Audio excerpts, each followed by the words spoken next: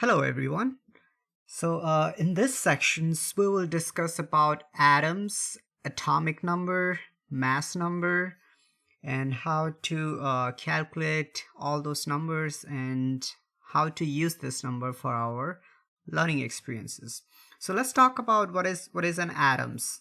So atoms, as per Dalton, this is the smallest particle of the matter. Atoms are the smallest particle for an element.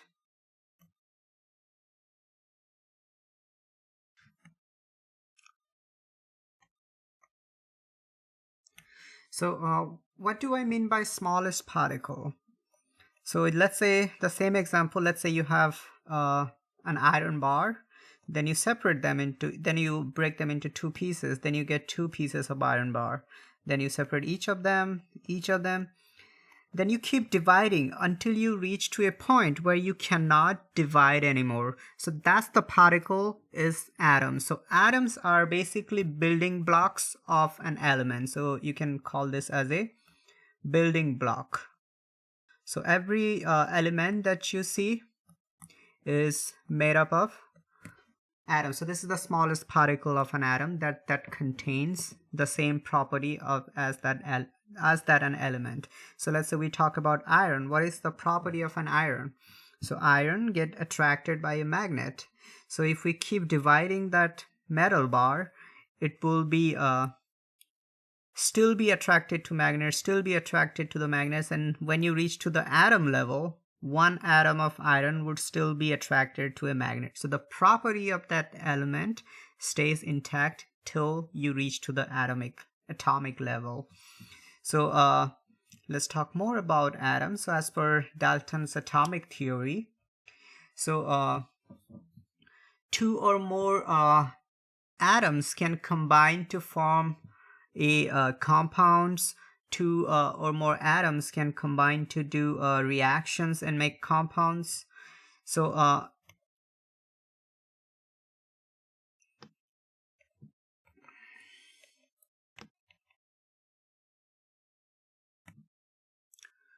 Two or more atoms can combine to form molecules. So molecules are made up of atoms. So we will talk more about that in the later sections. So that's the property of atoms. So for example, let's move on there. So if we are talking about hydrogen element, obviously hydrogen element is made up of hydrogen atoms, right? So hydrogen element is made of hydrogen atoms. But that's not entirely true, but we'll see later. So the smallest particle of hydrogen element is hydrogen atoms. All right, so then we move on to atomic number. So before we move on to atomic number, let's discuss what atoms are made up of. So far we know that hydrogens is made of hydrogen atoms. Now what is the atoms are made up of? So atoms has three subatomic particles. So atom is made up of three particles. One is called proton, two is neutron, third is electron.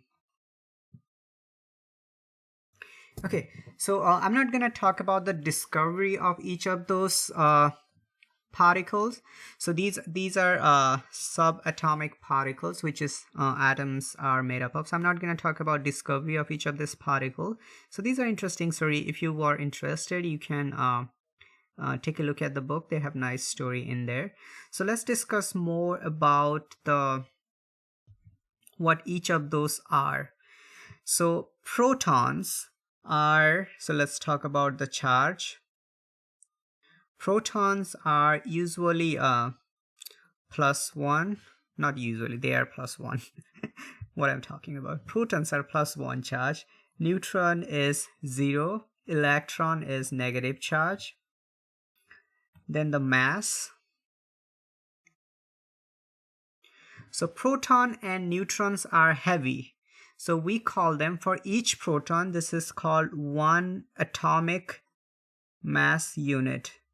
So this is called AMU. So you can know this one. 1 atomic mass unit.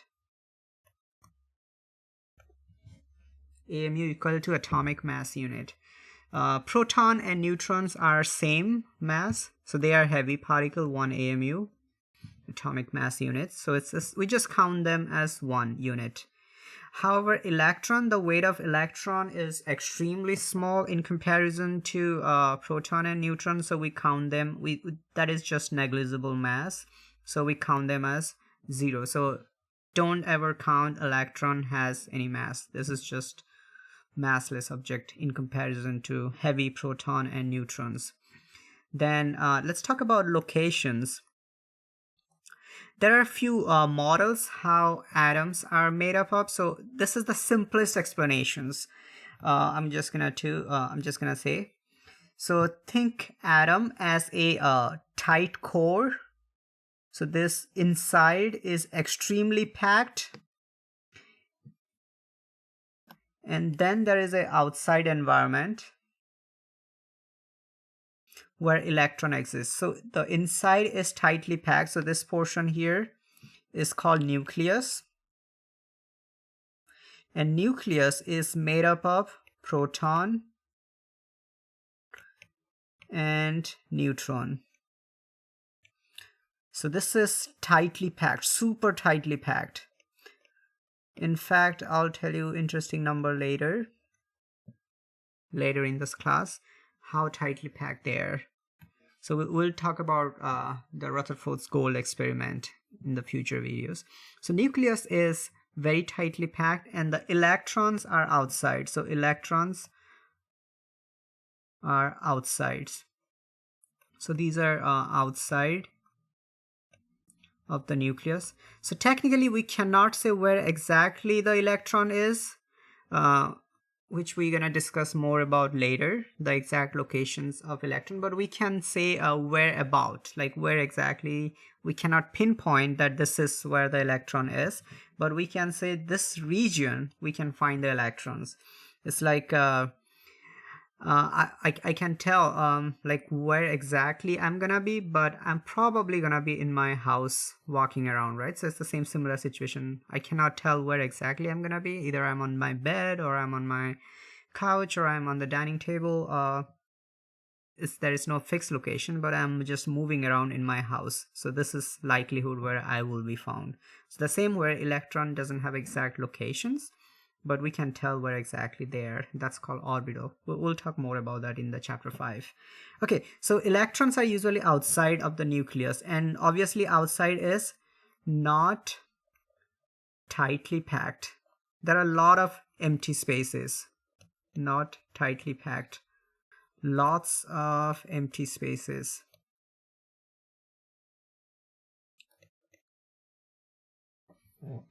Like every time we discuss an atom, we can always comprise.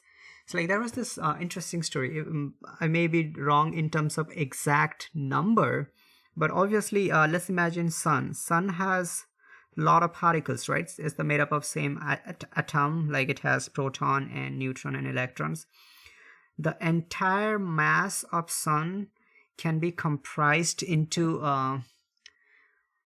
I forgot the exact size. It's not bigger.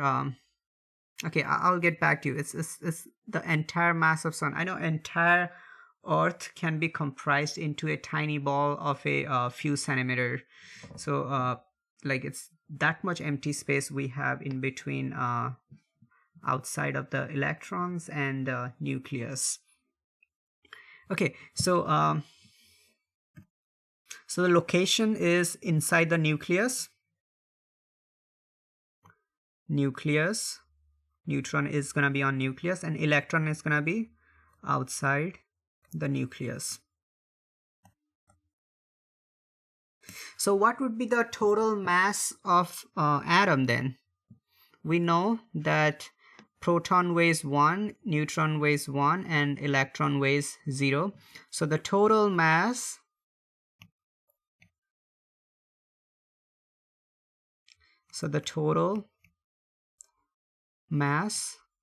this is called as mass number, and that is mass number is number of proton plus number of neutron. Good. So this is the definition of mass number. And atomic number,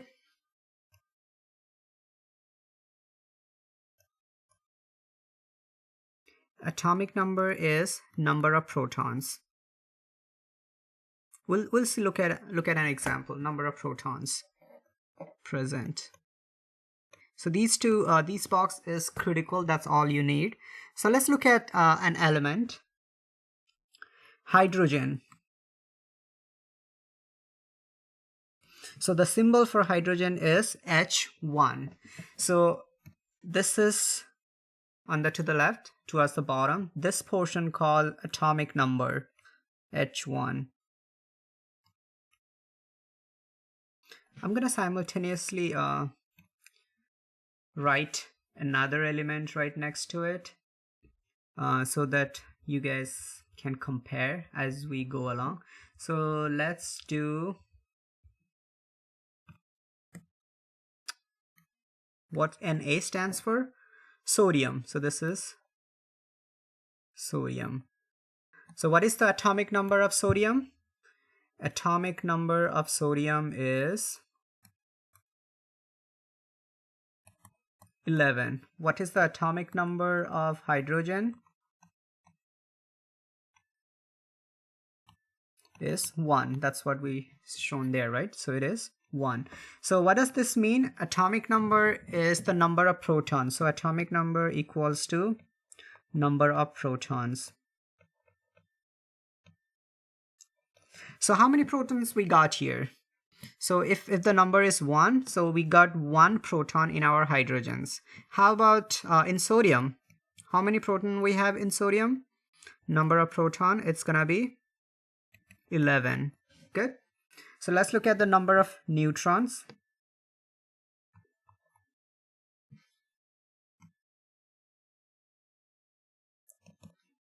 So there is no neutron inside the hydrogen. So for hydrogen, this is going to be 0. So can you tell me the mass number for hydrogen? So mass number for hydrogen is going to be number of proton plus number of neutron. So if you know any one of those, you can easily find this number. So it's going to be number of proton equal to number of neutrons. So it's going to be 1 plus 0, 0. Sorry, not 0. It's going to be 1. So we write the 1 on top here. So this is called mass number. So I'm just going to give you the number of neutron in sodium is 12. So what is the mass number would be? It's gonna be proton plus neutron, right? So it's gonna be proton plus neutron. So it's gonna be 11 plus 12, which is gonna be 23. So where should we write the 23? 23 gonna be on the top left. Good. All right, so we are good so far. Okay, next we're gonna find out number of electrons. Okay, number of electrons is critical. What is the charge of electron? The charge of electron is -1, and the charge of proton is +1. So +1 and -1. So every neutral atom, so if the atom is neutral, the positive must be balanced by the negative because the neutron doesn't have any charge. So for neutral atom, if your atom is neutral, which is most of the atoms are, for neutral atom, number of proton should be equals to number of electron. What does that mean? That means for hydrogen, if we have one proton, how many electron we should have? Because hydrogen atom is neutral, we should have 1 electrons. So same goes for sodium. How many electrons we should have? Because sodium atom is neutral for now, so neutral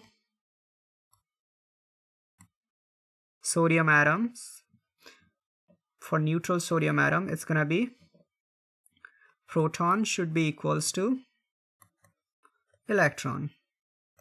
The positive and negative should be balanced. So how many protons is gonna have?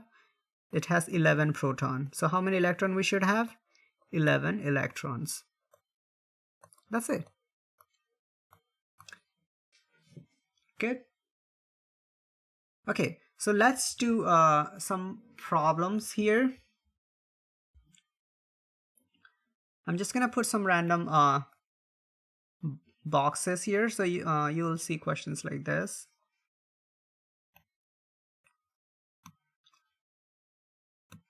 So fill in the blocks like once I finish this.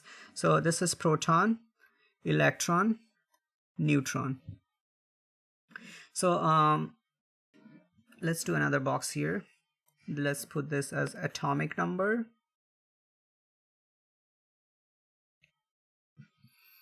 And maybe another box right there. Let's put this one as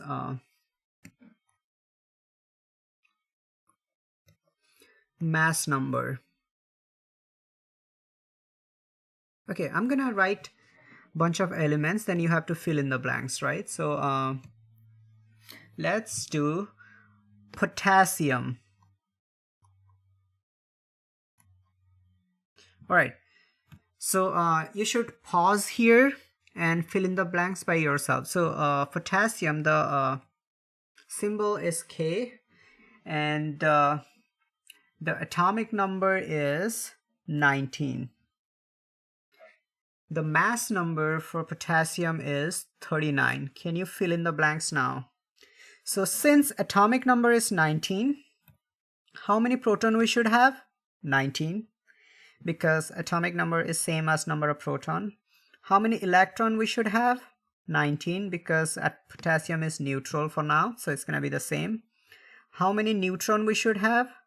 It's gonna be 39 minus 19. So I'm just gonna write small. 39 minus 19 is gonna be 20. Good. That's how you should find out, fill in the blanks. Let's do another one. Let's do chlorine. Chlorine, the symbol for chlorine is Cl. This time I'm gonna give you number of proton. I'm gonna give you number of neutron. So can you tell me, can you fill in the rest of the blanks? Yes. If the number of proton we have in chlorine is 17, obviously the atomic number has to be 17. Chlorine, since this is a neutral for now, so number of protons should match the number of electrons, so it should be 17. And what is the mass number is gonna be? It's gonna be number of proton plus number of neutrons, so it's gonna be 17 plus 20. That's gonna be 37. So mass number is number of proton or atomic number plus number of neutrons. Good. Okay, let's do another one last example. Iron. So iron is Fe. This time it's a neutral. I'm gonna give you, what should I give it to you this time? Let's give you atomic number. Atomic number is 26. Number of neutron is, let me remember, it is 32. All right, so let's fill in the blanks. Okay, 26, the atomic number is 26, which means we have 26 protons, 26 electrons.